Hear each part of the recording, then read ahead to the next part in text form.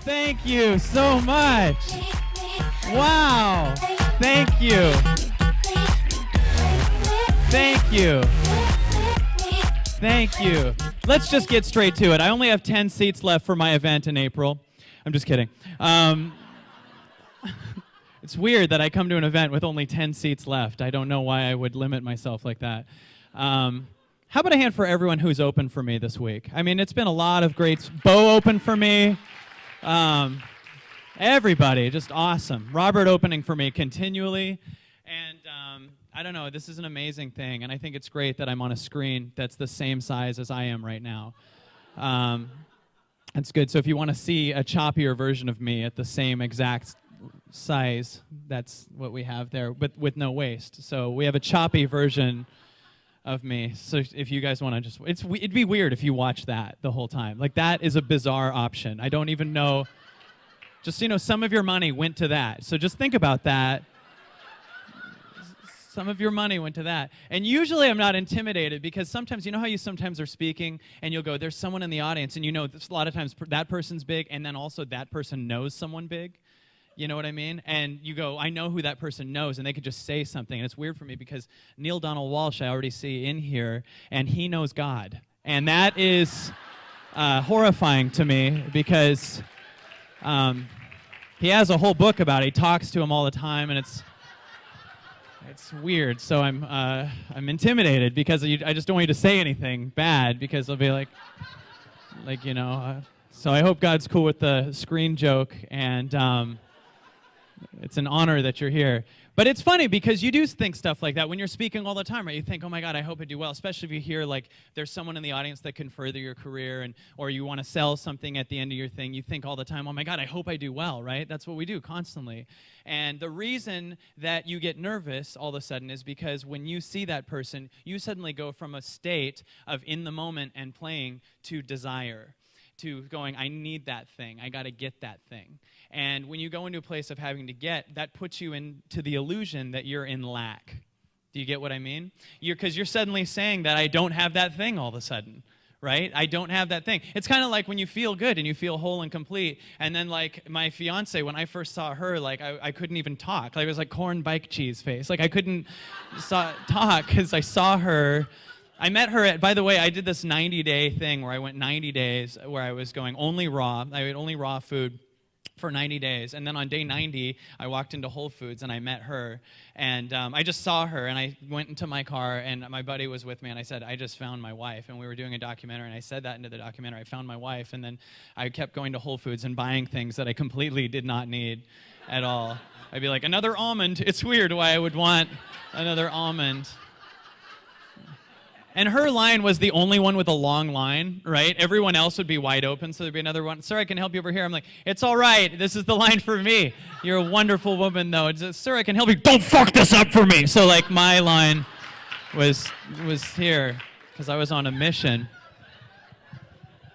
But so I have her, but before I have her, I don't have her at all. She's a complete person as is, and we're both complete. I don't have you. I don't own you at all. I don't even want that burden, because if I have you, then I'm dependent on every fucking thing you do. And so I can swear, right? I've heard Bo swear. We can swear, and it's late now, and half of you are drunk. By the way,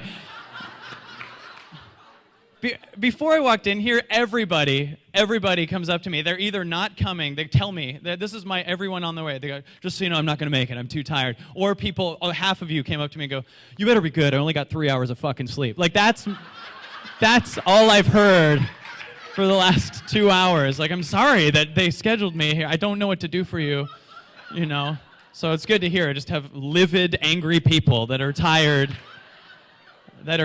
of hearing that they can do it. And they're probably thinking, can we just do it now? Could you stop telling us we can do it? Amanda almost didn't come. In fact, she didn't come. She surprised me. She came on a train today and just showed up, and it was the greatest moment ever. And she shows up, and 2 days before, I said, I'm going to go to this thing. Do you want to go? And she goes, no. And I go, why? And she goes, because I can't do anything at these things because everyone's busy telling me how I can do it. It's like... It's a good point. She goes, none of you guys are doing anything. You're just hearing shit, And I was like, it's a good point, really. Could you imagine if you're about to eat cereal and right before you did it, some guy came in and goes, just so you know, you can eat that. And you're like, I know, I didn't think I couldn't, you know. I was fine. I knew that I could eat that.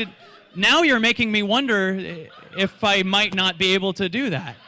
He's like, you can put that in you can get that all the way in. And you're like, I know that.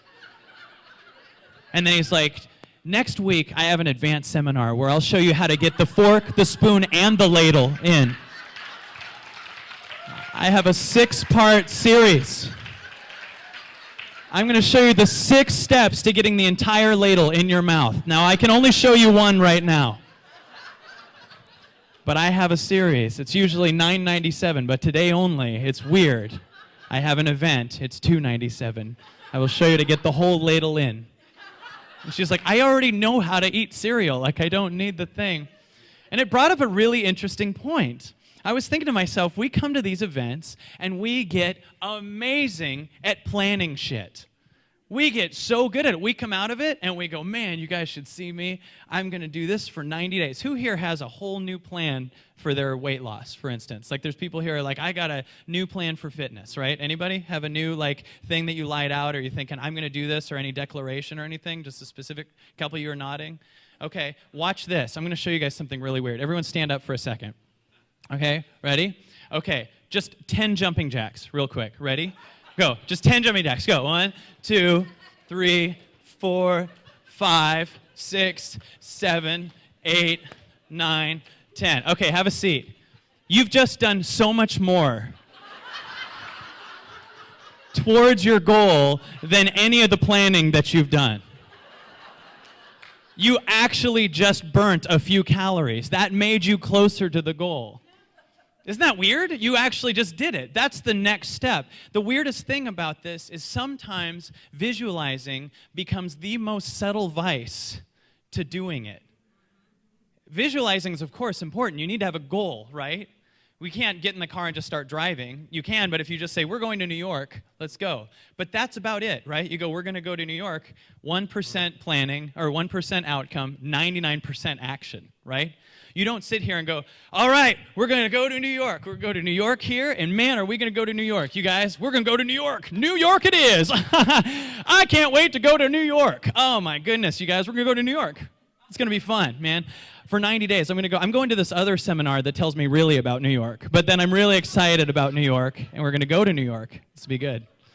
Oh, man, New York. Can you see it? Gonna New York it up. Oh, man. Everybody, I'm going to New York, just so you know. I want all my friends to know. Also, I've changed my name, too. Because half of you have done that. That's your spiritual trick. You've changed your name to like Rainbow Maca Sunshine. I understand. It's not actually changing you, but you're changing some shit, and that's good, right? When are we going to have a balance between lazy jackass that doesn't believe you can do shit and then person that talks to cactuses? I want a middle. Talk to cactuses is okay too, but I have yet to go into a raw restaurant and not eat with someone whose name isn't Rainbow Maca Sunshine. And I just want to go and say, look, you can still shave your armpits. Like, this doesn't... Like... Now, could you imagine if you planned New York 99% of the time, and then you drove for 1 minute? And then you went, I don't know that this is working. I don't feel New York yet. I'm going to go back, go to another seminar.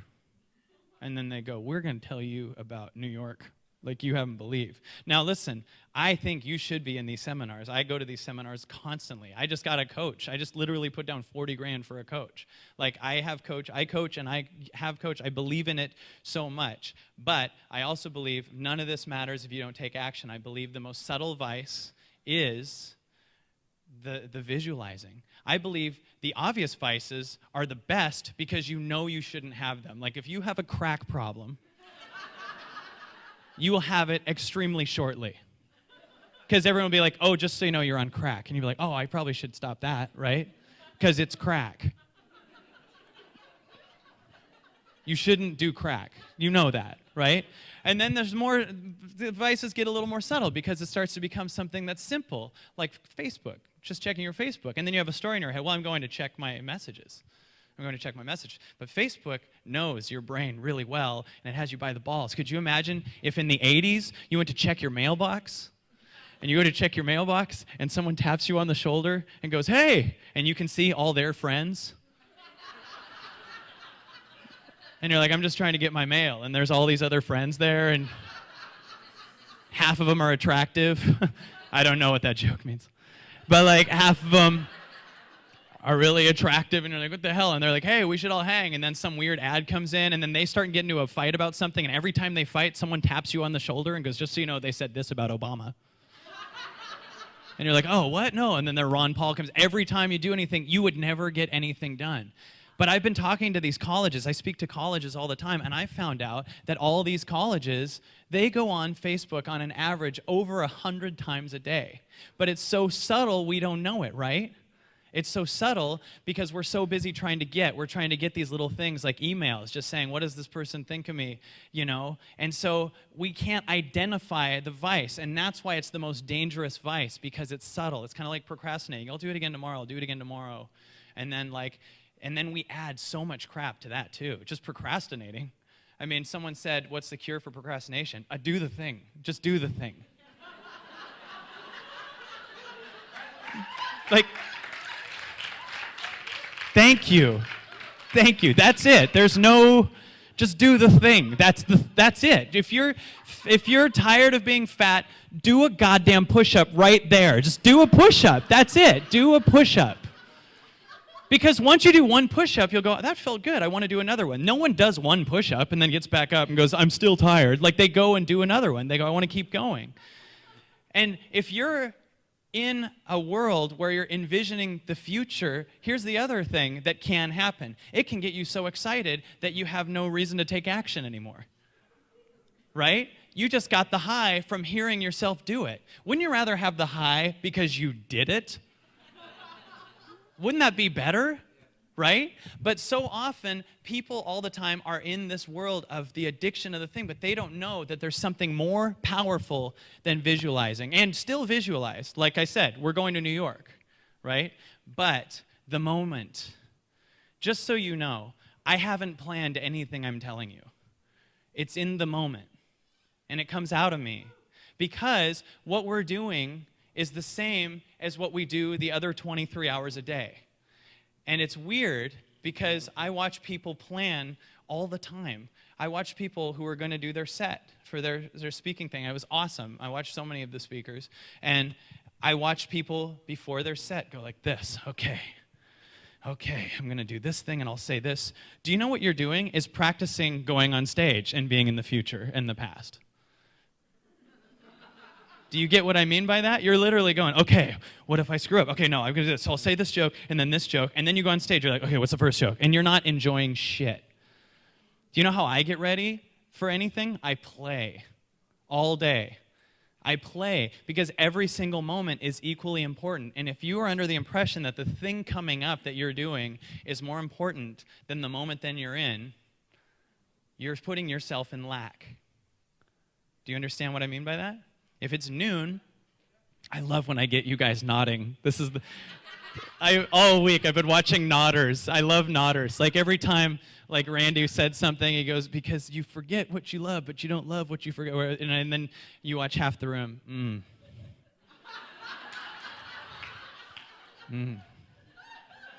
I love that. Now you're going to be all no one's going to nod anymore, and I'm not going to know if I'm coming across at all. I'll have to be like, please keep nodding. I don't know.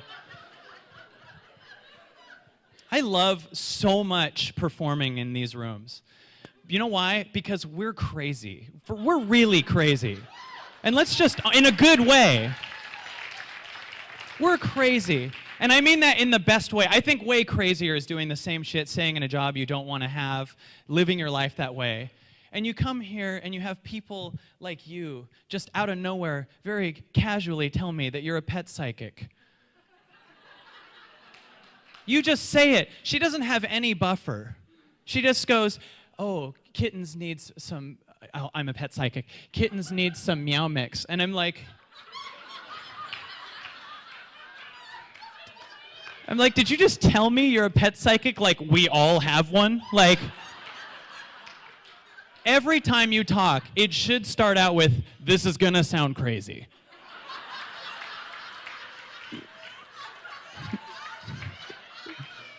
You can't go around to people, just so you know, I'm a pet psychic, and what Mittens is saying. You can't do that. They'll be like, "Get off my lawn," you know.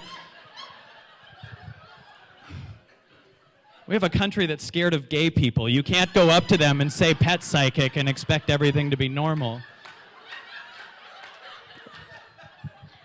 I love pet psychics. That's awesome. This is what can happen in the moment.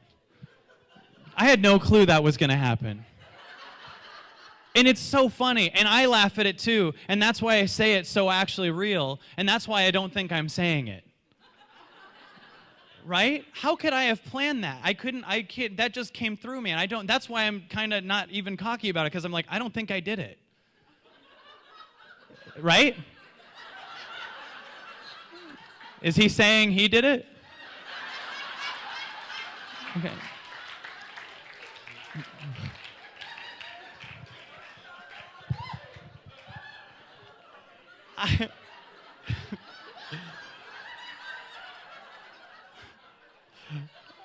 I don't know that I did it. I don't know that I did that. That's the weirdest thing. Have you ever said something to someone and then you learned from it?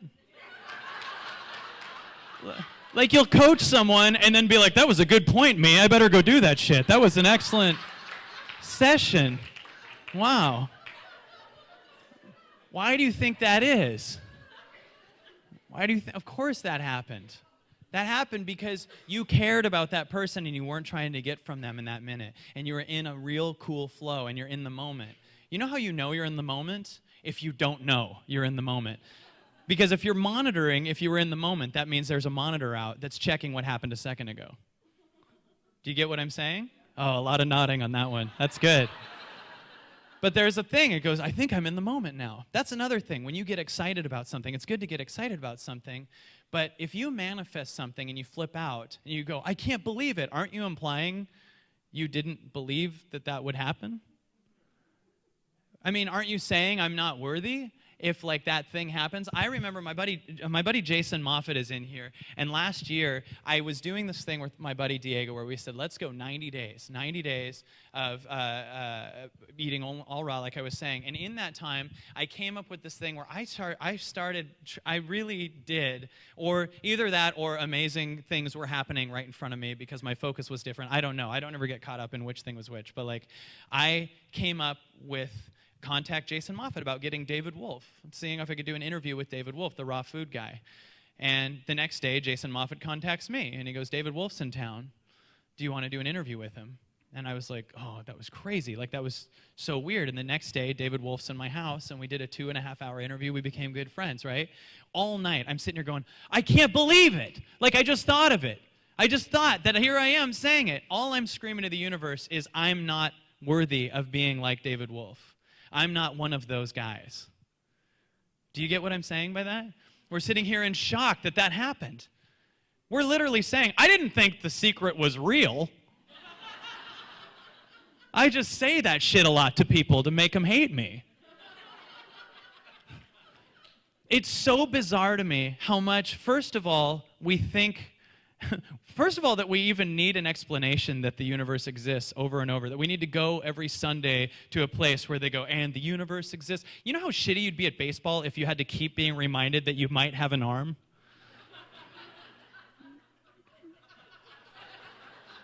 You're just all the time like, you know, and I have an arm every Sunday. Arm is good. Arm is great. And you think, I think I have an arm. And then you don't throw it, and you're kind of crappy at it. And then you throw it finally like, did you see that? I threw a ball. And like eventually, you get what I'm saying? So it's interesting to me how much we don't believe for real. I watch so many people not actually trust for real that they're taken care of, and they claim all the time that they do. You know, like for instance, when people say, I really want to go, I heard someone say to me, I wanted to go to another person's event, but I don't have the money. They're saying out loud, and I actually truly believe this. You're saying out loud that my current amount, who I am, is what I have in my bank account currently. Right? You're saying that's who I am. I am this story. I am this thing. That's who I am. When you actually let go, you learn shit about yourself that nothing can teach you verbally. When you actually let go, you get on the island and burn the boats. That's a Tony Robbins quote, and I think a few other people. But I know he said, I don't know who was first, but I've heard it like 8 times. But like, it's good because, let me tell you, I know some of you know some of my story, and I'm not quite even sure where I should start, but I'll tell you this. I went through a huge breakthrough in my life where I started understanding that I had this unlimited potential because I got a crazy suicidal level anxiety, and then I almost killed myself over it, and then I started comprehending what caused it. Here, I'll tell you that story. I don't know, how many people have seen me live before? Oh, shit. Okay, we're about 2 hands away from me not telling that story. Can I tell it? Okay. Okay. I guess Bo told run of the litter. Okay, so here we go. So I started doing comedy when I was 12 years old. Actually, when I was a little kid, my uncle worked for the comedian Gallagher, and he was making all his props. So every year in front of class, I started doing his material for second graders. I would go, "Women, you go out shopping, you buy us underwear that fits cardboard. Am I right, guys?" And we were all smaller, so I would have a smaller fruit, and I would hit it with like a tack hammer, because he had like a sledgehammer. He hit watermelons, but we were all little, so I'd hit. So anyway, and that was back when education had funding. It was really cool. I'm so glad I went to school then, because now they're just merging classes together. I don't know if you know that now, but it's just like, welcome to history, math, science. Everyone get out your books. In the 1940s, the Hindenburg crash, killing over 250 people. Now, if it had killed 50 less people, how many people would that be?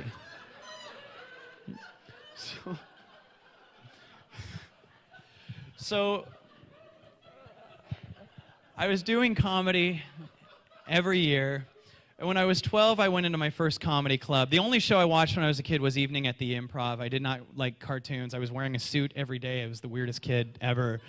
And then when I was 15, I was working clubs from 12 to 15, and then I thought one day, how do I make more money? Like, as a kid, you know completely how to do this. Kids, it's so weird to me we teach kids anything. They should come out and start teaching us. Just be like, okay, first of all, let go of everything. Just play, you know? Just say gaga. Just piss your pants. Someone will change it. Just stay with me. So at 15, I remember thinking to myself, how do I make more money? And I asked some comic, and he was very skeptical and dark. And I go, how do comics make good money? He goes, well, there's corporate parties. He goes, but you're too young. I just heard the first part. Corporate parties. All right, companies have parties. And I remember thinking, I asked my mom, I want to do a joke, but I can't because I threw away all my material. So I can't. I literally can't. It cost me I threw away, 2 months ago, I threw away all of my material. I announced on stage, if I do one joke that I've ever done before, that I will give my buddy $10,000, because I believe get on the island and burn the boat. So I can't do it, and people here know my buddy, so I can't. So anyway, but I got loopholes. I was talking to my mom, Bambi. Her name's not Bambi. We just call her that because she's a stripper, and her mom was killed by 2 hunters. So change it from hunter to 2 hunters. So didn't do the joke, Jason. So I asked, at 15, I asked this guy that. I asked my mom, where do corporations meet up? And she told me about the Chamber of Commerce. So she goes, there's the Chamber of Commerce, they all meet there. And I was just like, oh, okay. And I went over to the phone, and I called the Chamber of Commerce, said, can I get the mailing labels? And then I made a flyer saying, having a corporate party, looking for entertainment, call Kyle Cease. And I sent it out. And I ended up doing corporates for Sears, Nintendo, Microsoft at 15 years old. And I just did it. And I was making good money. I just did that. It was just an instinct. Oh, how do I do that? And everyone went apeshit. The papers showed up. Like, this kid is doing this stuff. And I was like, why is this so weird? It was throwing me off how much everyone implied that this shouldn't be happening. Right? This is crazy that this guy did that. And then, everyone would ask me this too, maybe one day you'll be famous. Here's what really bothered me with that. In my mind, I was famous. I was like, I'm on the paper. I'm in the local paper. I've signed everyone's got me signing their yearbook more than everyone else's. Like, are you kidding me? Like, And they were just like, this kid's amazing. I bet one day he'll be famous. And that's the other funny thing about visualizing. If you don't do it right, you say, in 90 days I'm going to be fit. What you're really telling the universe is, I'm not. Right? You got to be there already. And I'm going to show you a very cool specific exercise that'll get you there instantly that I'm absolutely obsessed with. But you got to be there, right? You can't sit here and say, one day I will be, because all you're saying, because you get that the universe doesn't know time, right? It doesn't understand that. So if you're there now, if you act as if you're a very fit person, you'll start moving like that. You stay there. That's very different than saying, okay, I'm on day one, right? Because then you'll move like someone on day one, and you'll do much less push-ups because you'll believe you're a day oneer and not a 90-dayer. Yeah. And so I called, and I did these corporates for Chamber of Commerce. I made so much money doing all these corporate parties, and then I just kept going. And I found out then they had a new law where a comic couldn't go into a comedy club unless they were 21. And I was just like, cool. I just rented out high school theaters and started charging $10. And now the papers like me, so all of a sudden, you know, I'm in the papers, and I was making really good money renting out high school theaters, producing my own stuff, right? And everyone was just blown away by this kid doing this. And then when I was 18, I remember a casting director had a workshop. And every one of my friends is like, don't take an acting class, bro. You either are an actor or you're not, right? That's what they kept saying. You're either an actor or you're not. And I was like, I'm going to go do it. And then I was very fun and funny in the class. And I lived in the moment in the class. I was not in any state of desire. This is a casting director thing. I just played in the class. Our natural state, the stuff I'm talking about is your natural state. It's easier to do than the effort of trying to figure out how to get it right and make it happen and how to manipulate the person. You will make so much more money if you don't have that desire while you're talking to that person. You will become you are so much better on a date if you don't want the person. If you understand your whole as is, if you understand you're complete. Then all of a sudden, you can choose what you want because they're whole too. In fact, if you get totally whole, you might not want that person anymore because you might realize then they go into their desire. But if you're in a whole place of whole, and then you will only find a person who lines up with where you are. Do you understand that? And that's the same with career. That's the same with everything. A quote that I really love was this guy said, and it's not a quote at all, it's a story, but I guess it's a series of quotes.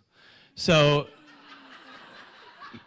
this guy was going to go surfing, and the surfing instructor said, this is how it works. You get on the board, and you paddle it in the momentum that the wave is going to be coming. And then when you finally got that much momentum, the wave, if you have the right speed that matches the speed of the wave, it will effortlessly catch you, and you will just move effortlessly. And that's the exact example of life. If you are not moving, the wave will knock you over because you're not moving quick enough. So, and a good example of that would be like if some of you didn't do the inner work on yourself, and let's say Robert said, do you want to come be a keynote speaker at my event? And you're going, oh my God, I'm not ready. That's the wave going too fast. So that's why all the time when people are like, why didn't I get this thing? Because you're not paddling in that momentum at all. It will happen when it's supposed to. Even if you go, no, I'm paddling that speed. I know for sure that it should be here. You're wrong because it's not. It will be there in a better way.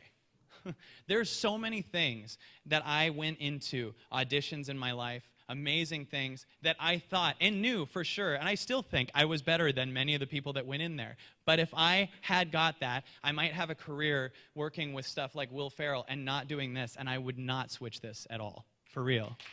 I'm not kidding. Because this is me talking from my truth. When I do a comedy club, I'm one of 20 comedians. 19 of them are all angry. They are. They're just, nothing is possible. They're just so angry. I'm not trying to badmouth them, but it's true. They're very mad, and this is just, it's bullshit. Everything's bullshit, you know. And then the audience is a lot of drunk people, and in the audience maybe is one talent scout. Or I can do a spot at Agape. I'm the only comedian. And I can say exactly what I believe, and the entire audience are the bosses of that talent scout. And they'll come up to me like, do you want to have lunch? I own NBC in Atlanta. And you're like, yeah. So I'm telling you, just even performing in front of Neil Donald Walsh is like a 4-year thing if you're in the comedy clubs, and you don't even get to do it in front of Neil Donald Walsh. So it doesn't even happen. So the first thing I said with the 4 years, a total lie.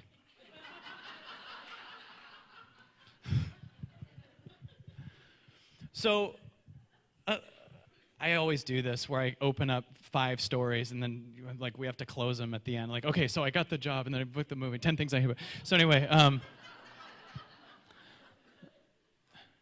so I do this audition for this. All right, I'm funny in the casting director's class. And then 2 weeks later, they give me a call that they had this movie, 10 Things I Hate About You. They have an audition for it. And I was like, oh, cool. And I was just I just knew, I was like, oh, I'm going to nail this. But what's weird is I didn't have all the specific references that you would think you would need, meaning like I didn't have a resume or an agent or a headshot or anything. All the things that we similarly would say that we need to have. Do you know what I mean? Like, I don't have this thing. I don't have enough money. I don't have the right person. I don't have the manager. I don't have the right coach. And then you don't do anything at all because you don't think you have that thing. But because I was oblivious to the idea that I needed that thing, I walked into that room, and I didn't know I was up against about 500 other actors. I didn't even know that. And some of them were LA big actors, right? So I'm just in the room, and I'm just like, and I'm just doing cheesy guy in the suit, and I just know nothing about rules. I don't believe in rules at all. I don't believe in them. I just was this cheesy character, and I played, thank you, both of you, and I played so much. And not only did I get the part, but they liked what I did so much that they rewrote it to be a major part. Like it was for one line in the movie, and then they rewrote it to 6.5-week shoot. Something that they would have completely cast a star in if they had known they were going to do that before they even saw me. But they liked what I did so much that they rewrote the script. Something I couldn't have even planned on. Like I couldn't have planned on that, right? Like I couldn't have seen that. That's another thing about visualizing, is if you can see the outcome before you do it, you have no room to grow. If you do the thing that you envisioned on day one, wow, neat. You already saw it. No surprise. Everyone should at least do that. If you're doing that, great. Okay, so if you all have this outcome to make $1 million in 6 months, neat. I'm talking about shit way bigger than that.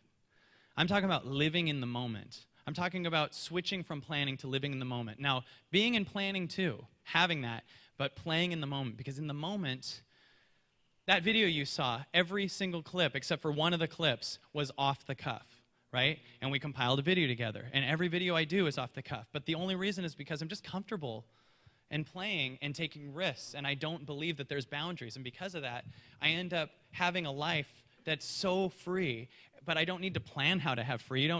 Kids aren't sitting here going, okay, all right, first when I get to the park, the swings, okay? And then I'm gonna have a life coach show me the slide.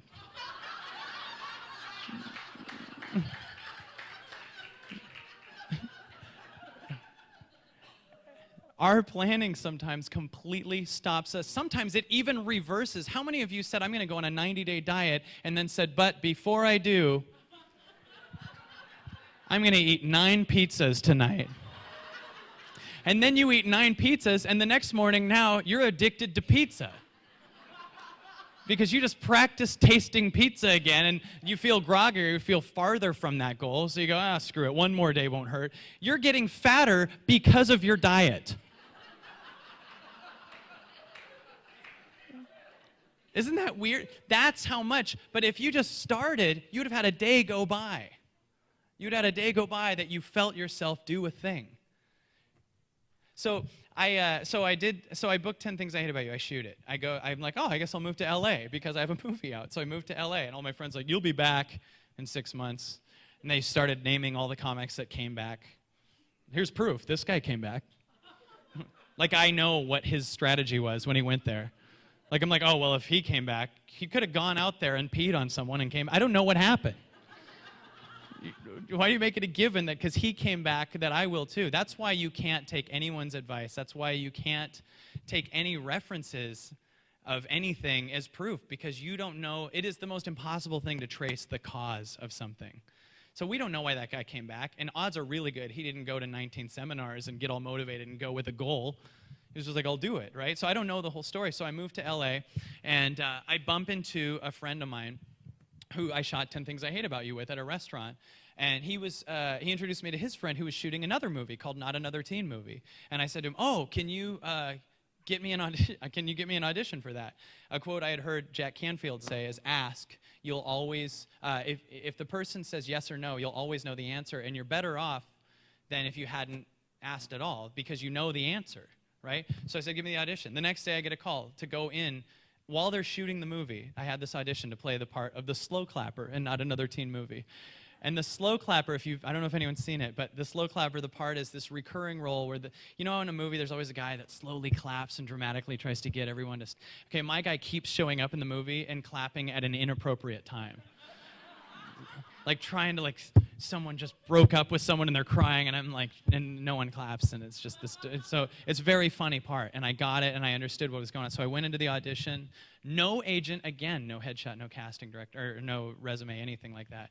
I went to the audition while they're shooting the movie, and the director goes, okay, show me you doing the slow clap. And I got one clap out, and he goes, hold on a sec.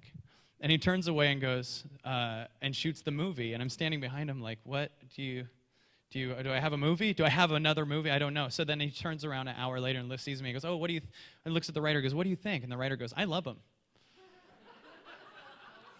And the director goes, okay, you're the slow clapper. I got out one clap. I'm glad I didn't miss. Usually I hit these. So now I have 2 mainstream huge movies under my belt. No agent or headshot or resume. I didn't even have time to get that stuff yet. A week into moving to LA, that happened. And all these people were telling me why I wouldn't make it happen, why it wouldn't happen. So then, because I had these movies, I was like, let's capitalize on this. So I ended up performing at about 700 colleges in my 20s, all over the country, every single day, flights, 2-3 flights a day. And they don't schedule these things at all in order. Like the agent's just like, let's just book everything. And so it's like Monday, Maine, Tuesday, Guam, Wednesday, Florida. And like,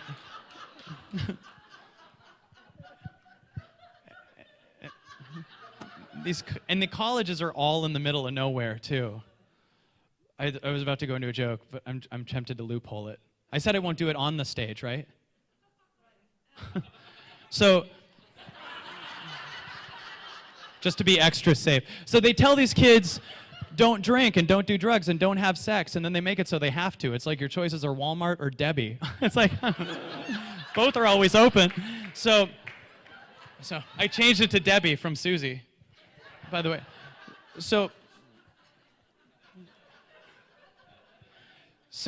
I booked 2 movies. I do 700 colleges, and at one point in 2004, I did 68 colleges in a row, every single day, and I'm just in this weird invincible state where I'm just going up, and I just do 2-3 flights a day, partying, and just going nuts. At the end of it, I got pneumonia. I almost died. I was hospitalized in Las Vegas, and in 2005, I went on stage, and I wasn't creating anymore because I had all my material. I had an hour and a half of material down. I could do a standing ovation show with my eyes closed. And if you don't keep creating, if you think there's an end point, you're out of your mind. You're screwed. Because if you don't keep creating, your mind will creatively sabotage you, right? So I'm on stage just doing the same jokes that I've been doing for 6 months, right? And I go on stage, and I look down, and I just remember one time thinking, because I could think other things while I'm doing my material, right? So I thought to myself, I wonder if you could think about it enough if you could make yourself faint. That was the thought I had. And everyone who's ever had an anxiety knows that it comes from a really weird thought, right? They'll just be like, I just have this thing where I'm worried testicles will float in the room and sit on my head, and I'll be like, Dr. Testicle Head for 4 months, and I don't want to be called that. And so I get this anxiety, right? I start to get this thing where I'm worried that I'm going to make myself faint. And I think about it, and what made it go from a thought, there's thoughts we have, and then it becomes a belief when you get proof of it, right? So you have a thought, that's just a thought, that's random crap. Like if you're just like, I bet that guy could fart to the moon. No, he won't. Like, those are just thoughts, right? But a belief would be if I thought that and then he farted to the moon, I'd be like, oh, it's true that they can do that. Like, now it's a deep belief in me. So what made it true to me when I said, I wonder if I could think about it enough if I could make myself faint, was I looked down at my hand and it started going white. I started like whiting out. So now I had proof of it, right? So now I got the first second of my life that I'm aware that my thoughts are starting to leave me.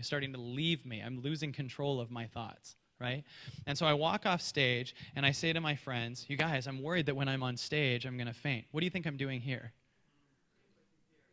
Reinforcing and linking it to the stage, right? So now I'm creating a stage fright. And when I said to the comics that, they go, oh yeah, you could totally do that, because comics are dicks. And they're like, oh yeah.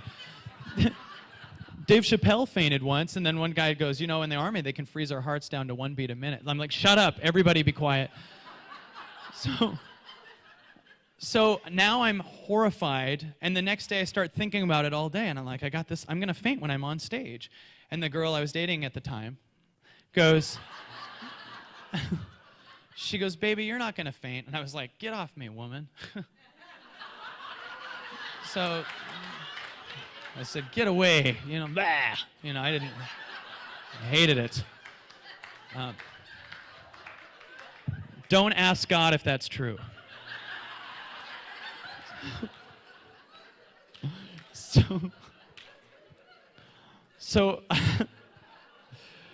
So when I said that, she's giving me love, right? She's going, you're not gonna faint, you're gonna do great. And now I'm associating love to worrying. And that's what we do, right? If you're depressed, everybody loves you. Oh, come here. You're going to be fine. If you're successful, you will be a reminder to them why they didn't do it. So it's a threat to them, right? And Dane Cook is a comedian I've known for years. He's one of the best comics working ever. I watched him from 98 to 2002 destroy standing ovation every single show. And then at one point, he showed every comedian, you can go from 0 to Madison Square Garden with nothing but your out-of-the-box thinking. Because he was the first comic to use MySpace as a marketing tool with the fans. He was the first one. And at one point, he had 2 million fans. And he would just bulletin that he's doing a show at Madison Square Garden with no advertising, sell the entire thing out in 10 minutes, right? And so it was amazing. Probably the most shit-talk comic on the planet, among other comics, right? Because, and this is a Tony Robbins quote, but he says, it's so much easier to knock down someone else's building than to just build your own, right? And so I didn't know any of this at the time. I just was trying to figure out how not to faint when I went on stage. And I would go on stage and I would just keep thinking this shit, and I would get worse and worse and worse. And then it got to the point where I was crying before every set. It was the only thing I thought of from when I woke up till I was on stage. At one point, I didn't want to be on the stage anymore. And while I was at the height of that, I booked my first Comedy Central appearance called Premium Blend. And my manager goes, don't blow it. And I thought, how could I blow it? What if I faint on that Comedy Central? And that became this thing that I started obsessing about so horrifically, because the other illusion that I was under was that who I am is I'm a comedian. My entire career is in jeopardy, and if I am a comedian, that means my life is in jeopardy. But people think all the time that who they are is their car or their money or the person they're with or whatever. Well, if you put that thing is what makes me happy, including all the visions of your future, including that's another vice in that. Still have that vision, but don't let it define you. Because if I say, if this is who I am, then if I don't have a Comedy Central thing go good, I'm not worth anything. So this is where I became extremely close to suicide. And I would spend 3 months like walking around. I went to the beach, and I remember really fantasizing about that being the only thing that could make me happy. Like I could picture just thinking about the gun to the head, and that would be the only way out, you know? And then I ended up getting so bad that I actually stopped being able to walk everywhere. Like people had to hold my hand. I literally took the anxiety that far, right? And I would like crawl through airports at one point. I remember being a gig and literally crawling, holding onto the side of the Chicago airport railing and like just barely getting on the plane, and it was so awful. And then finally I flew to go do this gig at Premium Blend. I remember flying into New York and there being a carousel here at the New York airport, and I remember holding onto it and being horrified. And then I went on stage the next day. It was the only time in my life that I took a Xanax, and it is awesome. No, I'm just kidding. Damon Wayans introduces me, and I go on, and I'm supposed to do 8 minutes, and I'm in my head so much, and the only thought running through my head, because I've practiced this so beautifully, is don't faint, don't faint, don't faint, don't faint. So I'm doing 8 minutes of material in 6 minutes. I'm flying through it. I'm holding the mic stand like this. Like, if you watch my Premium Blend set, it's so weird. Like, I'm holding it like my hands are, my feet are turned in. I'm flying through the material. Bizarrely enough, I still was good enough that I got my own half-hour special. So I do this set, I'm horrified, I walk off stage, and I'm so glad it's done. A few days later, I find out I have my own half-hour special, and the girl I was dating at the time says, they give me my half-hour special, and she goes, baby, she said Kyle. It was a weird. So she said, I can't wait. She said, we're going to break up soon. I said, deal, you know. She said, I think there's someone better than you. She works at Whole Foods. So... yeah, that was the dialogue. No, it was weird that came up during my discussion of fainting, but like it just came up out of nowhere. If that woman who walked out takes more than 2 minutes, she's pooping. Crowd work doesn't count. So what she said was, she goes, oh, great. And I go, what? She goes, well, now I'm going to hear you worrying about fainting on that for the next 3 months. Right, which was an interesting point. But the next day after the breakup, what happened was I picked up a Tony Robbins book, and one of the things it said was you can't think of two things at the same time. And I was like, huh, all this time I've been thinking about not fainting, right? So if you replace it, like if I said don't think of sandwiches, you're all gonna, if I said don't think of pink elephants, you're gonna think of pink elephants, right? But if I said, okay, don't think of carrots, but do think of the Space Needle in Seattle? You know the Space Needle? By the way, I'm from Seattle, and I was at the top of the Space Needle. Are you from there? Yeah? What part? Yeah, Magnolia. Magnolia. See, you were like, oh, Seattle, but it turns out no, it was Magnolia. Like, everyone knows Seattle. Oh, wait, not at all. I'm lying to you as I say this.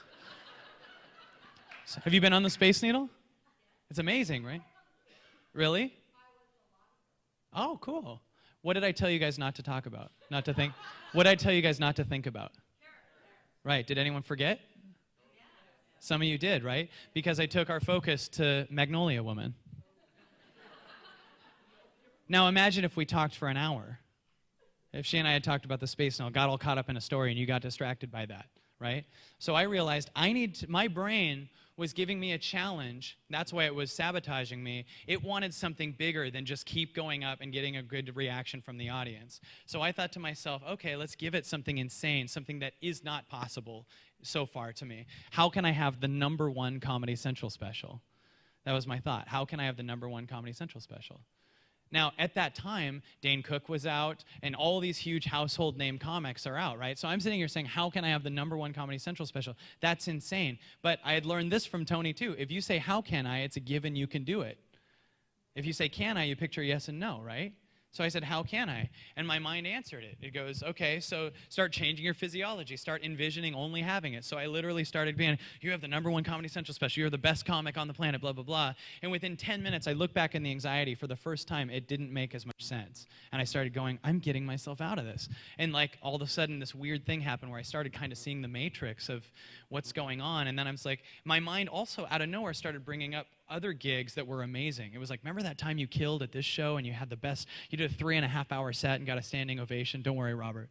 And it was like, do you remember when you you kept going and you knocked it out of the park and it was so good? Do you remember that? And it kept being, and then I started thinking about that and my mind started channeling my favorite gigs. And that's when I started doing for the first time in my life what I called taking my mind to the gym. And for 3 straight months, I literally started picturing every single day, you have the #1 special. I jumped out of bed at 6 a.m., bam, get down to the day of the special. Okay, I'm feeling unbelievable. Fly into the same airport, right? And I go to my manager. I'm backstage with my manager. And he goes, I'm talking to him, and they go 10 seconds or 20 seconds or whatever. And I looked at him. I go, did I ever tell you about the time that I performed at the Fairhaven Bar in Bellingham? I just felt like channeling one more no-pressure gig before this extremely huge gig. And he goes, no, tell me about it. And I go, well, I'm backstage, and as I'm talking about this no-pressure bar gig, my mind thinks it's there. So I go up and I kill it. I had so much fun on the stage, and it was like I took the audience and put them in a duffel bag and did this. And they're like, all right, 5, 4, 3, and I just hear, from New York City, Comedy Central presents Kyle Cease. And I looked at my manager and go, I'll tell you the rest in a second. And I walked out on stage, 2 giant balconies, 8 cameras, 1,000 people in the audience, and it's my show. And my mind thought it was in that no-pressure bar. Like, I mean, I understood where I was, but I felt the same. I had just steered my emotions. I actually shifted my emotions to a place. And that's the first second where I was like, oh my God, you can steer your emotions, you can do all this stuff. So the Comedy Central people had given me my jokes on a teleprompter. There was a specific order that I had to do it on. Meanwhile, I had done it for years before that off the cuff like this, right? So they said, this is how it works. These are the jokes that are approved by the FDA. And, you know, I was like, why are they approving my shit? You know, because they're not approving anything they should be approving. And it was a long discussion. And they were like, listen, there's going to be a company called Monsanto in 6 years. So I was like, weird that you're talking about that. So anyway, so the FCC, they were the ones that got involved. And so also Comedy Central said, do not do any crowd work. Don't mention the crowd at all. It never looks right on TV. So I go on and I'm doing my set, and I don't even notice the teleprompter because I'm in a place where I'm so connected to myself in my moment that I do it my way. Some of the jokes coming out of me on my special off the cuff, right? And I'm feeling so unbelievable, and because there is a moment that beats visualizing, and that's this moment. It is bigger, and it contains so much more, and it's nothing that you could plan. So you should stop planning that much because it puts you in the future, and instead allow the unfolding and watch as it comes out of you. Watch as it comes out of you, and you're constantly surprised. But then when you get really good at it, you stop being surprised. You go, this is how I am, and every moment gets equally important, because that's what I did when I was on the stage. I was just playing. I was just playing with the audience, doing the jokes in my order, and the teleprompter was trying to follow me. It was so weird. I watched the teleprompter like readjust itself, and, you know, at one point it was just a question mark and a guy going, what the shit? Like, it was... And I looked and I started doing crowd work with several people in the audience. I kept giving one guy 5 several times and doing this joke that was weird, and going to someone in the audience and doing a joke, and got the only standing ovation of 2006, and it was the #1 Comedy Central special of 2006, right? So that was the start of my achieving phase. So I'll tell you one more quick thing in the achieving phase, and this is crazy because I was like, how much power do I have? So Comedy Central in 2009 puts out their thing called the 100 Greatest Comics. What's that say? 3 hours? Great. So, awesome, no problem, thank you. By the way, Robert, you did a good move inviting so many people because you get so many standing ovations. Right? Because like Bo's done. How about a hand? You guys just like Robert's gotten, that's what you were holding up, 30. This is how many standing ovations I'm at so far. That's what you're telling me. We're at 30 so far. It'd be weird if that's how you kept counting. So Comedy Central puts out their 100 favorite comedians. Now this list includes everybody: Chelsea Handler, Nick Swartzen, Larry the Cable Guy, Jeff Dunham, household name comics, Ron White, Jeff Foxworthy, everybody, right? Comedy Central puts this contest out. The way the contest works is they said, we're going to put our 100 names out, and we're going to let the audience of the public vote. So for a month, we're going to show half-hour specials of all these stars. And so all the comics are putting to their giant lists of millions of people, vote for me, right? Jeff Dunham's putting it out, and Larry the Cable Guy, and all of these comics. Dane Cook, who has stadiums, is saying, vote for me in this thing, right? A ton of people are voting on this. Thousands of people are voting for each comic, right? I hear 2 weeks in that I'm even in this thing. And so I just think this: how can I win this?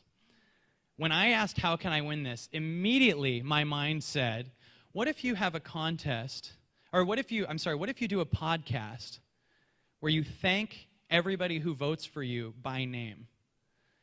So your fans can hear you say their name, right? That was the first thing that came to me. And I had heard this too: we shoot down 98% of our ideas within 8 seconds, right? Because immediately I'll have something be like, it's too far away, I'm too fat, I can't. Right? So $1 million moments of genius are going through you constantly, and you'll bet you're shooting them down, right? Because it's just so easy to be like, it's too far, I don't feel like peeing. You know, like I don't know what your idea was there that made you have that problem. But so I said, how can I win this? And I said, okay, I'll have a podcast. So I announced on my MySpace and my Facebook. I remember MySpace? So I announced on MySpace and Facebook, please vote for me in this thing, and I'll thank you by name. The next morning, I get 400 people that had written me, and they said, I'll vote for you. So I said, okay, I'd like to thank the following 400 people. But the first 10 minutes was this very motivational thing, right? And they couldn't skip forward, so they had to hear this motivational thing. And then 400 names were read, okay? And every one of my friends was like, I can't believe you're sitting here listing 400 names. It took like 20 minutes. They were like, I can't believe you're doing that. You're right. I could have been watching a sitcom. Like, right there, I was making 400 fans for life. 400 instant CDs sold every time a CD comes out, 400 tickets anytime I do a movie, 400 YouTube hits, right? That's 400 people just happy because they're going, you know, that this is a thing to them. It's weird how much we just need that certainty of going, well, I could work at this place and I'll make a for sure $10 an hour. But there's this adventure that is available. And it's bizarre also to me that we play Xbox and go on simulated adventures. Like, you're almost there, just put down the remote and go on the adventure. Like, you have Halo 2, but play real Halo 2 without the game. Like, it's just as fun and way better, actually. So I thanked 400 people, and then the next day, and the first day I jumped from 18th to 8th place with 2 weeks left, 13 days left. So the next day, I said I'll do this again tomorrow, and I thanked 800 people. Did another motivational thing, going, okay, we're going, you guys. Did you see that? We got results, and they're all hearing it, going, yeah. Because you see results, then it starts to push you. That's why the first few minutes are hell, right? But then you get going, and you get proof of it, and it starts moving, right? So next day, thank 800. Next day, 1,600. I'm sitting here pulling ahead of every household name comic, right? Going ahead of Dane Cook, and people are like, who's this guy? And all of a sudden, it gets to the last week, and I'm in second with a week left. Second place. Jeff Dunham's in first place, 100,000 votes ahead of me. Comedy Central wanted him to win because he had his own pilot coming out. So they wanted him to win. So they pulled in the last week all my half-hour specials off, and they put like 16 Jeff Dunham specials on. Every commercial break on Comedy Central said, vote for Jeff Dunham. And that's the first moment of my life that I realized I have so much power that by asking, how can I do this, I just changed national television programming. Right? It was insane. This is a true story. So I'm going, holy crap, like, so how can I do this? Bam, now I'm all of a sudden here. And then I took another Tony Robbins quote and told them this, and I said Tony Robbins said it, because if you say this shit to people, you have to say the other person said it, and then you can do it. In fact, I'd like to do for you an hour of Tony Robbins. No, I'm just kidding. But the fans were worried, they said, did you see the schedule? And I said this quote to them that I heard. This is not a problem. It's a test to see how bad you want it. Everything in your life is just a test to see how bad you want it. You want the ultimate woman, but you get tickets to the Playboy Mansion every day. That's a test to see how bad you want it. Anyone else having this problem? You want the ultimate body, but there's a Krispy Kreme factory opening up downstairs. That's a test to see how bad. What am I, 80? Krispy Kreme factory? What am I? Did you go on the Matterhorns? So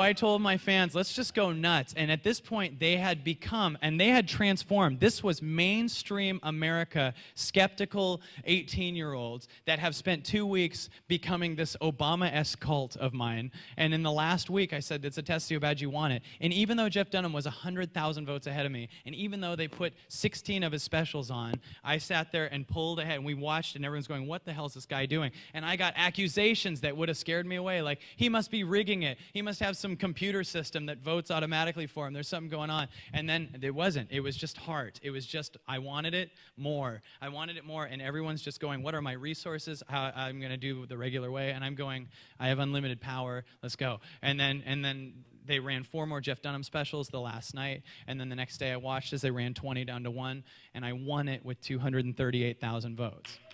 And so I tell you this to, first of all, emphasize to you how unbelievably unlimited you are. Now, here's the second part. I don't believe achieving matters at all. I believe now it's all completely about letting go. Completely, because you'll achieve even faster if you do that. Because everyone goes, how do I get there? You are there. The problem is you're too excited about everything else and distractions. If you took a trip to New York and pulled over and played Facebook. If you took a trip to New York and you pulled over and went to Starbucks for 8 hours, it will just take way longer to get to New York. And eventually you'll doubt if New York's even there. Right? That's it. And so it's a matter of letting go of those other things. And this is how I found that out. I got so motivated by what happened that I wanted to show all these comics that they could do this. So I created a company called Stand Up Boot Camp, and the legendary comedian Louis Anderson joined me, and we partnered up. I don't know if you know Louis Anderson, but he's a very famous comedian. And thank you. So I'm glad you like me for that. But he and I created this company, and it was amazing. It was amazing. We were showing comics you could do this. But there was a thing in me that had been hearing through the grapevine that comics were talking shit about me like crazy that weren't going, right? I kept hearing a comic saying, who's this guy think he is? Oh, what's this guy becoming some weird, you can do anything guy? It's a scam. It must be a scam. And then I said to Louis this one night, I go, I have this thing in me where I feel like I'm worried about what people think about me. And Louis goes, I wonder where that's from. I don't know. And then I go back to my hotel room that day, and I'm supposed to take a car to the airport. And this is 100% exactly how it happened. I get this email from someone. I just check it before I leave, and it says, hey, you scam artist asshole. I saw this blog that this guy wrote about you, and I think you're a piece of shit, blah, blah, blah. And I look, and I see a ton of emails to me. And I'm like, what's going on? So I click this link to this email, and this I have nothing but love for him now. Ironically, we're friends now, but this guy that's a comic that, has been going through a lot of his own stuff, wrote this blog about me at a point where I was trying to get over what people thought about me. This guy did not know me at the time, and he wrote a blog about me that trashed me horrifically. He said, this guy must be a scam artist. He's having an event, and he's having this stuff, and he's telling comics they can do it. And here was the most painful part. On the bottom, you could see the Facebook reposts, and it was going up by the thousands. And I was just watching myself get famous for the wrong reason. And I just sat there and watched, and I started feeling my email inbox was just going bloop, bloop, bloop, and I'm going, and I was so paralyzed by this. I was so horrified, and I told the car, I was like, go without me. I'm going to sit in this hotel and figure some shit out. Because I had enough training in me to know not to go get addicted to something. It would have been very easy right there to go get drunk, or just do something that's a vice, right? So I just sat in the hotel and I meditated, and on day 4 I realized I can't do shit about what these people think about me at all.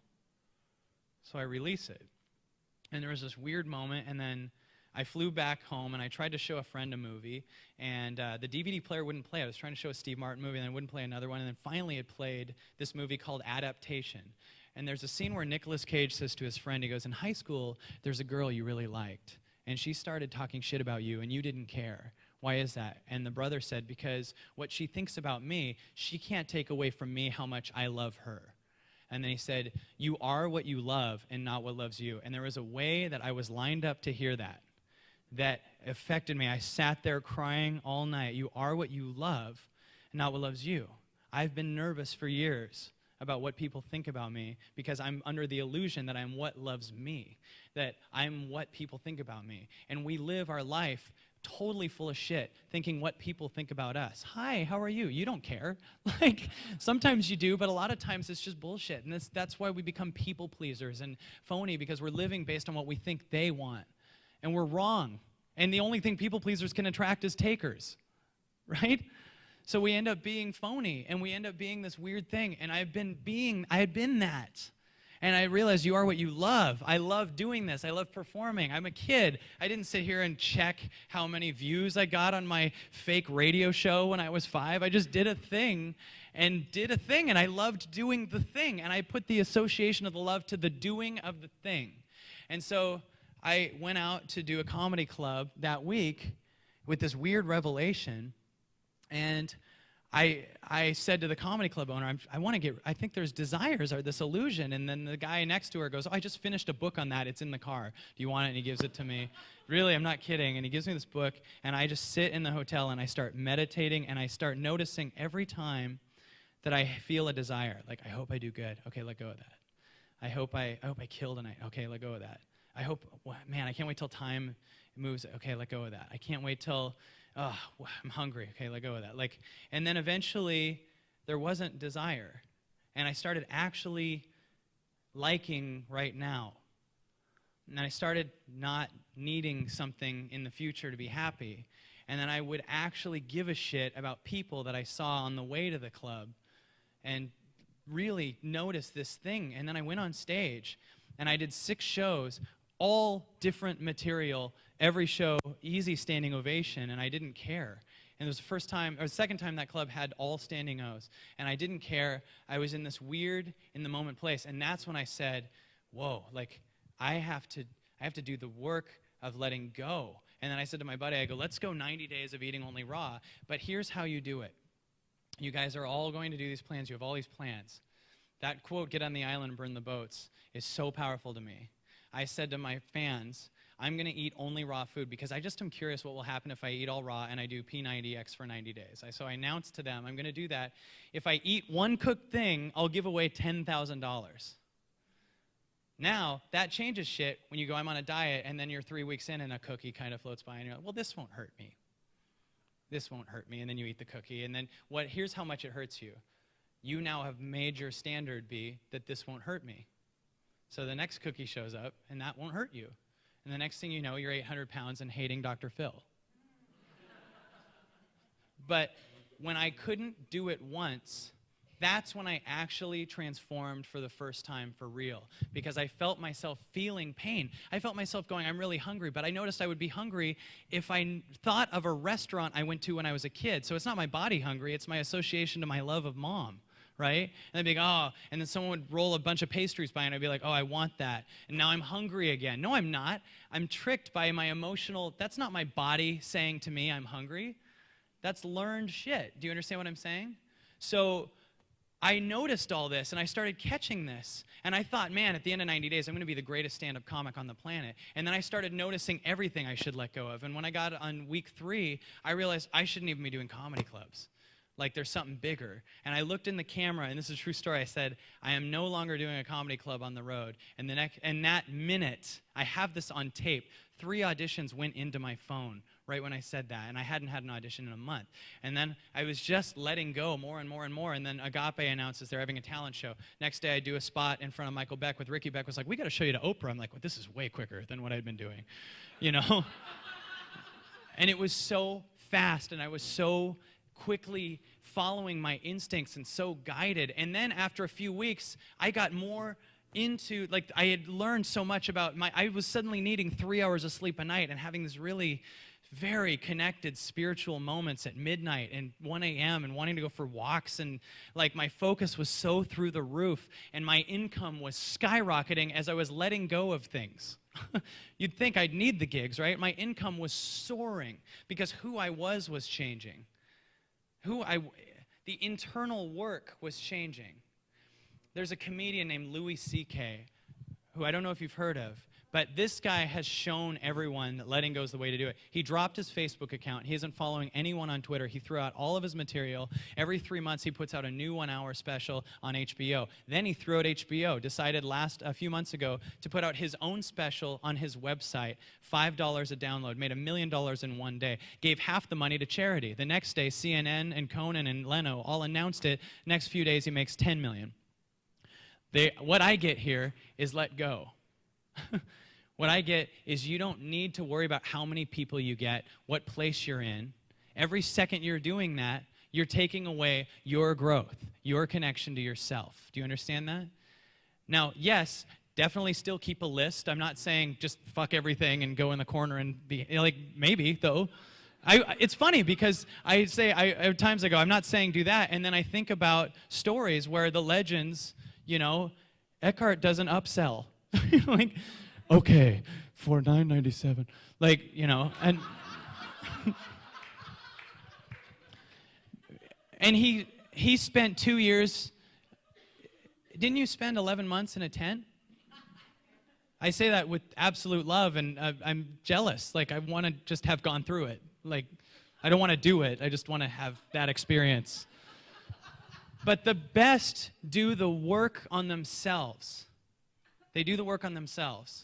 They still have events. Eckhart has events. I have an event, and I don't know why I just put myself in that list. I'm like, Neil and Eckhart and I are still having events.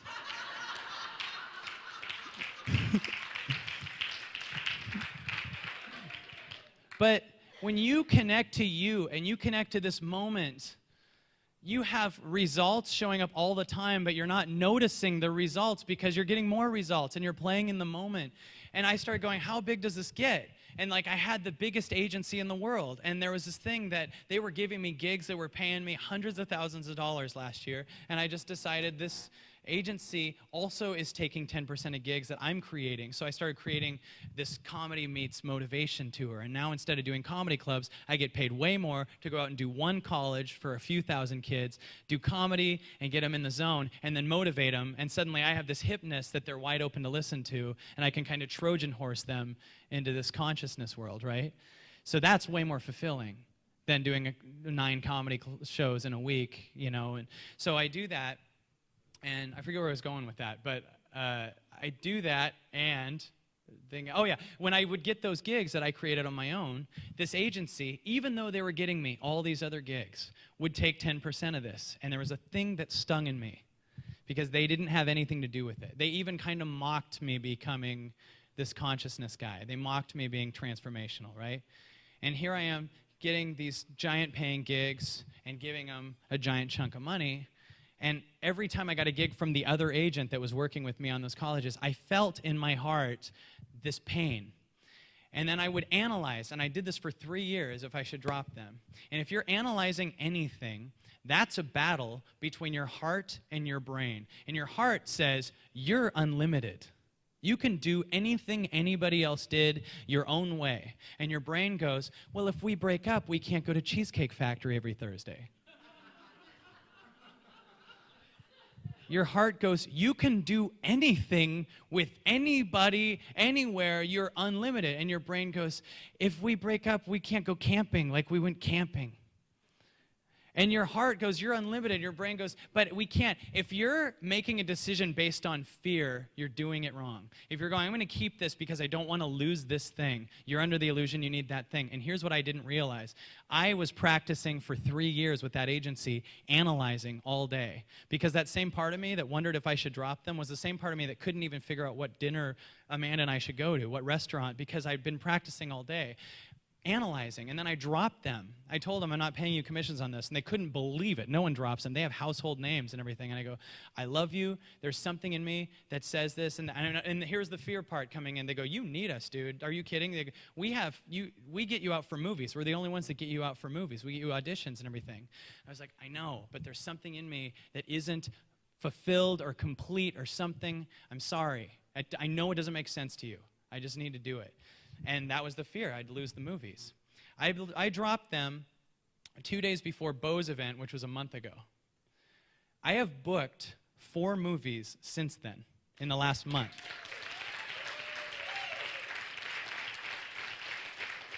I didn't book any movie while I was with them for 3 years. I booked movies before I was with them, without anybody. Then I had them, and I had the illusion that everything was taken care of. And I had this constant analyzation, so I was not as powerful as I am now. Amanda said, like right after I got off the phone with them, she goes, there is something different about you. It was just different. And then a few days later, I performed at this Gate event with Jim Carrey and Eckhart Tolle, right? The entire audience are producers and everything. And I just went out on stage, and I saw Eckhart Tolle and Jim Carrey, and I said, this is crazy. I said, I'm told all the time that I'm what would happen if Jim Carrey and Eckhart Tolle had a kid. And they laughed so hard. And then I said, I don't know if you're picturing that. And I said, Eckhart, I know you're not, because it's a thought. And I'm watching Jim Carrey and Eckhart Tolle. Talk about a bizarre fantasy gig that I could never have seen. If you tell me 5 years ago to picture the ultimate gig, someone said, well, what about like Jim Carrey and Eckhart Tolle? I'd be like, you're crazy. That will never happen. The greatest in comedy meets the greatest in transformational speaking, having an event together. And here I am in front of them. And then I said to Eckhart, a lot of people probably think that's offensive what I said to Eckhart, but that joke's in the past, so he doesn't know about it. And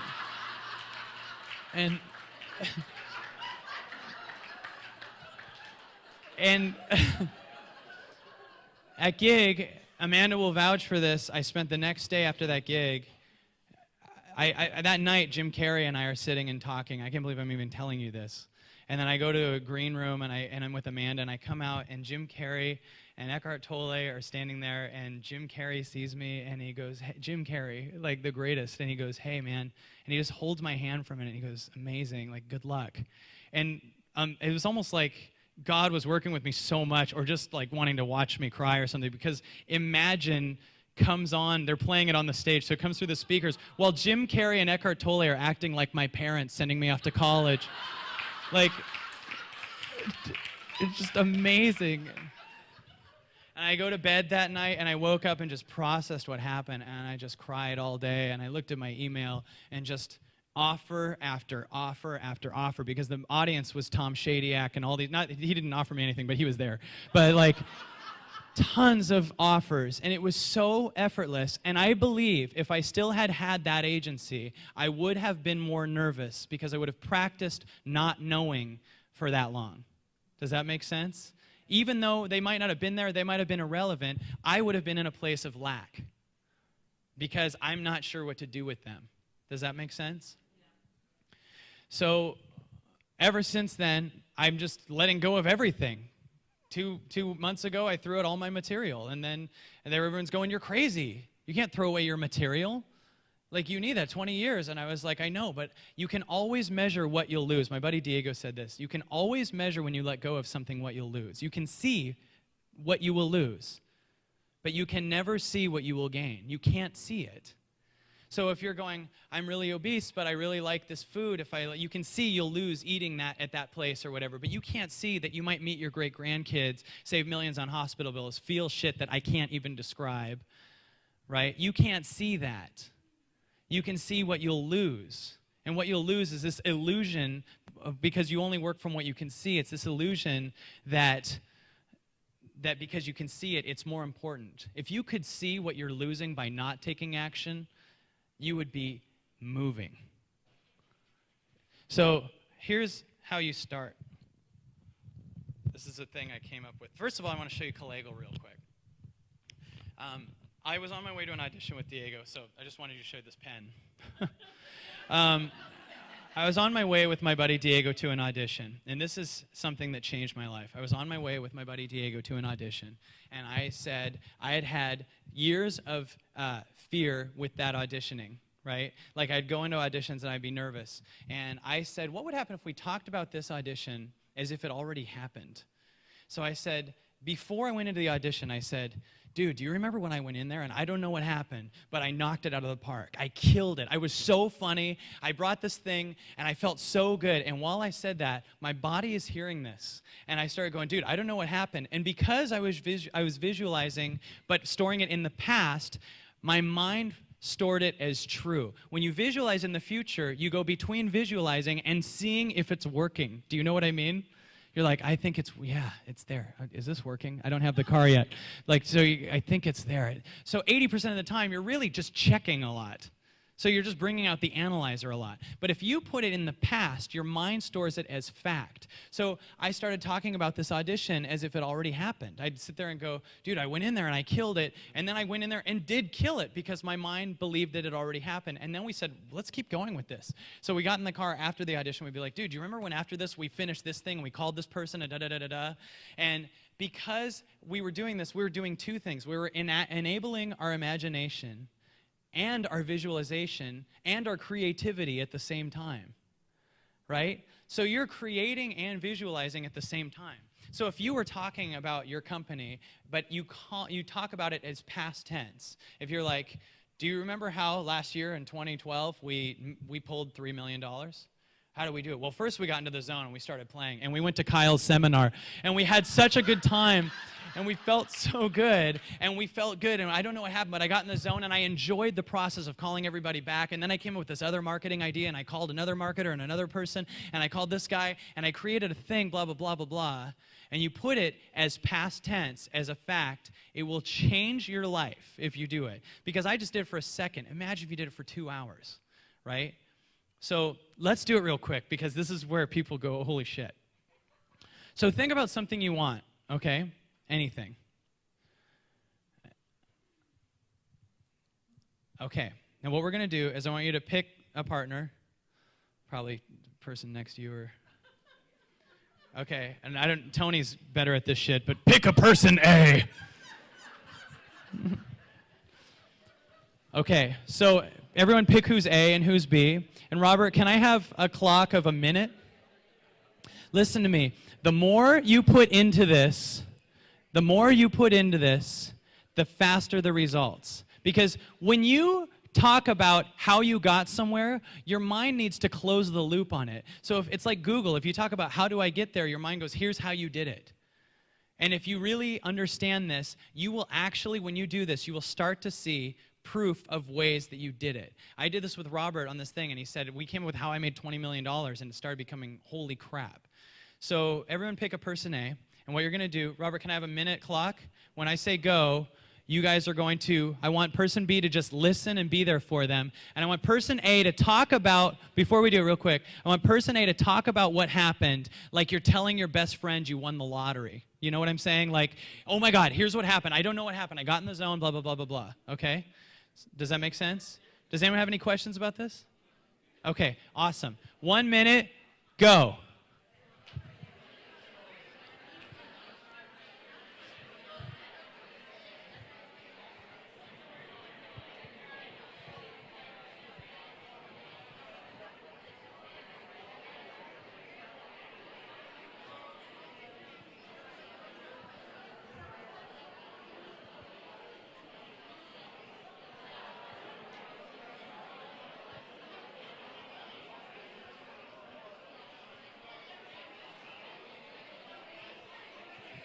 The bigger you get with it, the faster the results.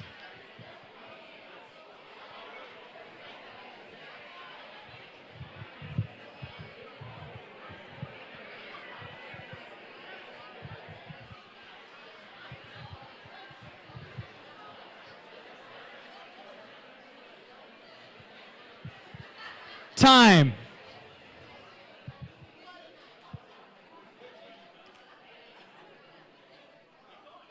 Here's what I love, is how much you've started and you can't stop now.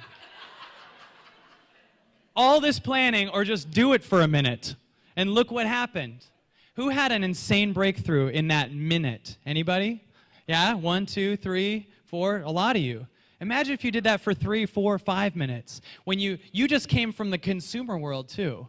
Meaning like, you come from a world where you've been checking your Facebook and wondering if that person likes you and everything like that. And then you go into the thing, so you're monitoring it while you're saying it.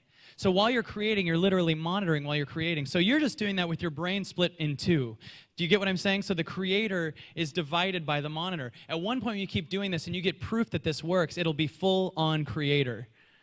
Do you get what I'm saying? This gets crazy. It'll be like 2 hours and you're like, and that's how I had lunch with Obama next week. Like, I don't know. I don't know how that happened. So we're going to let the bees do it now for 1 minute. This is so fun because I'm watching you feel it, right? So here we go. You got it, Robert? Okay, 1 minute, go.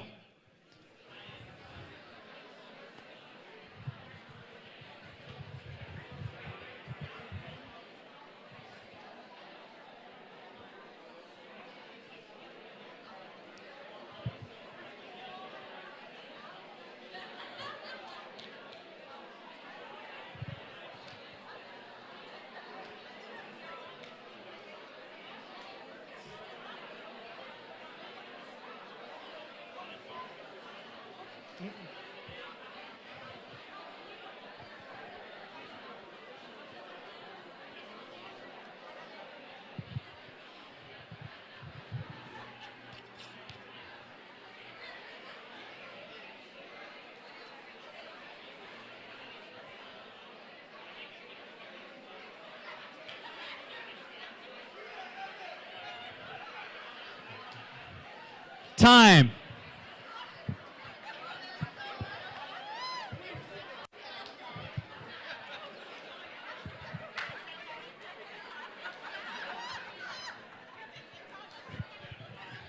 Awesome. So, Oh, I love it. It's addictive, isn't it? Because you're doing the thing, right? You're doing the thing.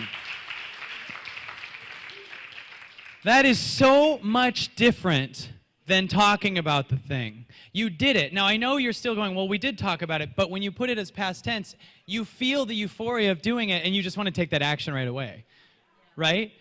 Do you notice that you feel different? Like, you feel different. Like, your association to calling that guy back feels good now. So now that thing you put in your head about that is gone. So this is how that works. I talked about this on one thing, but like, if you're creating in any sense at all, okay, remember, you're coming from the consumer world. You're coming from the world where this stuff doesn't happen. This is the world where, okay, shaded, okay, this is 0 minutes, this is 120 minutes. Let's say you're starting to meditate. This bar equals creating, meditating, getting something going, anything, just starting, doing the thing, okay? Even working out, anything, doing something different. The shaded area equals you're coming from a desire place, meaning you were just checking your Facebook, or you're wondering if that person still wants to date you, or you don't know if you have enough customers. You're in the illusion of fear, and it's an illusion, right? So you're doing everything out of fear. You're doing everything out of survival here, okay? So let's say you start for the first 10 minutes. Let's say you Kegel even. What you just did is this minute, which is like 1% creativity came through compared to what happens. What you did is holy shit, right? But if we keep going, it gets bizarre. It gets weird. And you start feeling, like I did an hour on a plane with my buddy, and I started talking about how I started realizing things that defied what I thought was how the law works. Like, I'd be like, and that's how I got really ripped in 2 days. Like, it was like... And then I came home and did like 8 P90Xs. Like, it was like... I was just so... it was weird. And so the first minute is that, and the first 10 minutes is this, right? But here's the big illusion we do. Let's say you're writing a song, a poem, anything. The first 2 minutes, this is all you see, right? So you look here and you look at what you've done, and you make a mistake of thinking the next 10 minutes will be like this one, right? And this is why we keep stopping. And when we stop, we have to start over again, because we go back into consumer world, right? We'll be like, okay, I'm starting to get flow. I think I'll go to Starbucks. Bam, you just went into this whole new world of starting over, right? But when you get going and you get in flow, this is why doing 90 days, it becomes a habit. If you are creating, if you Kegeled all the time, every day, and you kept Kegeling, eventually you start to lose your friends, which is fine.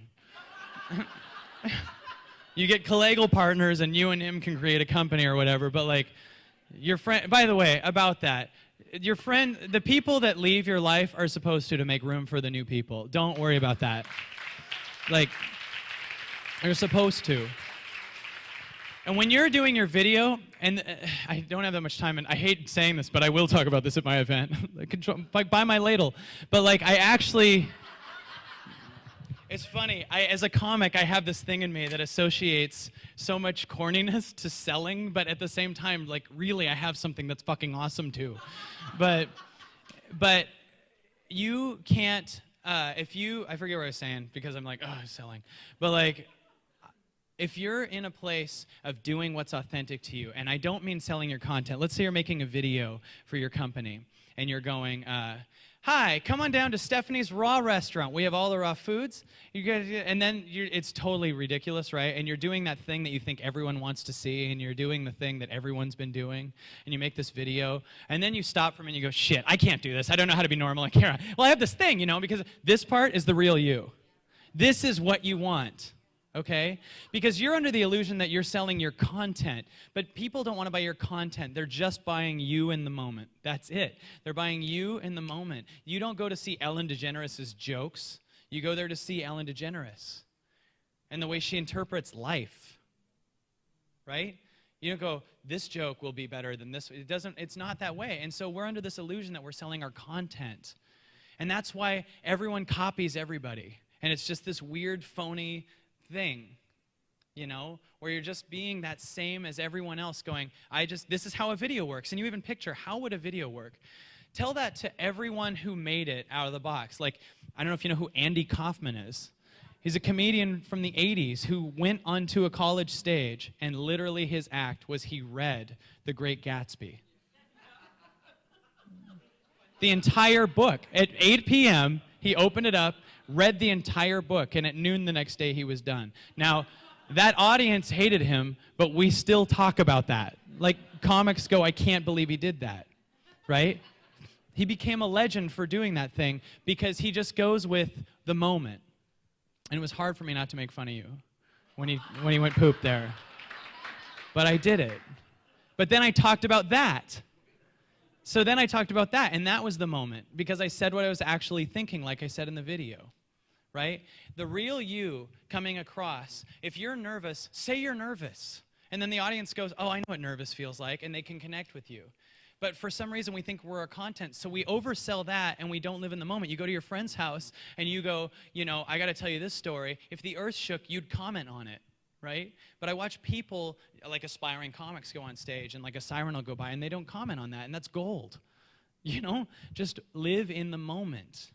And when you go, how do I do that? It's the way you've been the other 23 hours a day. It's how you are with your friends all the time. You're real all day. That real just needs to come on. Do not talk to the audience like they're a group of people. They're one person several times. Right? I'm talking to one person, but when you go up and you're new, you see the audience and think they want to hear, hi. All of you are, like, that's not, if picture if one person came to your house and was like, hi, do you have ice cream? Yes, you do. We're going to sing the ice cream song. Like, no one would. It doesn't work like that. So the good news is it's way less effort than you think. It's just showing up, like I said in that video. It's just being in the moment. So I am having an event because you have to. And but let me tell you something. I promise you that we will live in Calegal at that event. And that Calegal's the name because it was my buddy Diego and I that came up with it. So we combined my name and his, Calegal. And we will talk in Calegal, we will be in creating, and what I think that I'm the best at, I do not think I'm best at structure, clearly. I had no clue what I was going to do. I think I'm horrific at structure, and I think a lot of you are excellent at structure.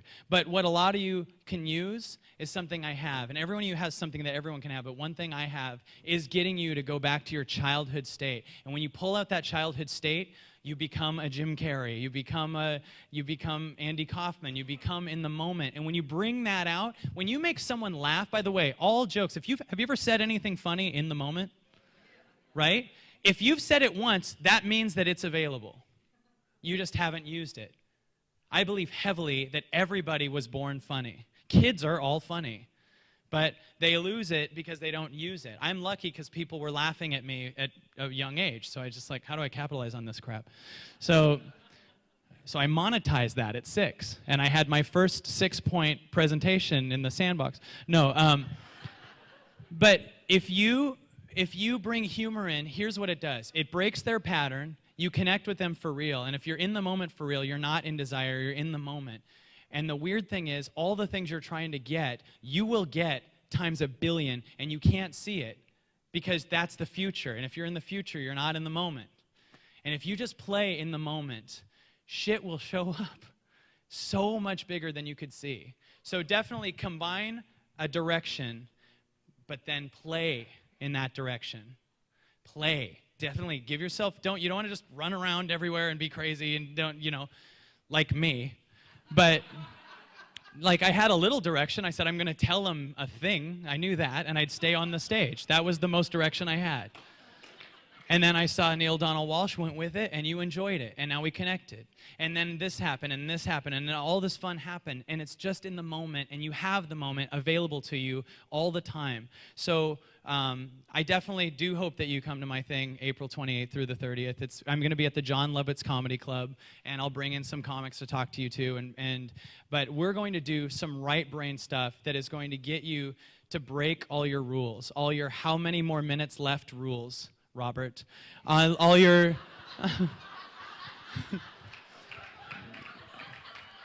all your rules. 0? All right, cool. But all your rules. So But I've learned how to do this shit from a lot of the speakers. So the first, I got prizes for the first 7 people that sign up. These are some Gone Nuts Raw for the first person. Awesome, fantastic, just fill that out. Also, Amanda has a lotion that she didn't know that I stole some of, but I put it in the hotel's glass. And if anyone wants this lotion, the 7th person that signs up to my seminar can have the glass of Amanda's lotion. So, but you have to be the 7th person, so you might want to get 6 people before you to sign up. Also, this is the hotel's washcloth. I don't want that. So are you sure it's lotion? Right. And then last thing here, I was at an event the other day, and this guy gave me his card. I don't like him. So if you guys want to call this guy, 10th person can call this guy. You guys, I had an amazing time with you. Thank you for letting me share with you. You're a beautiful crowd. Thank you very much. Thank you very much. Thank you.